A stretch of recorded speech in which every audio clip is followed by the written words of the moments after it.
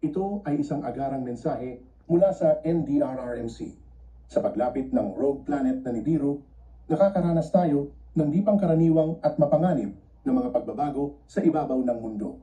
Bigla ang paggalaw ng kalupaan ang nagiging sanhi ng paglubog o pagtaas ng ilang mga baybaying lugar na nagdudulot ng biglaang pagkawala ng lupain.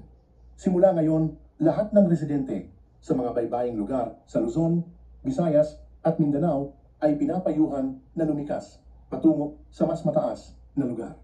Huwag bumalik sa mga apektadong lugar dahil maaaring biglang maging hindi matatag ang lupa. Ang mga lokal na autoridad ay naghahanda na upang tumulong sa mga paglikas. Ito ay isang sitwasyon na nakakapanganib sa buhay. Manatiling nakatutok sa mga balita at sundin ang mga alituntunin ng mga emergency personnel. Ang inyong kaligtasan ang aming pangunahing layunin.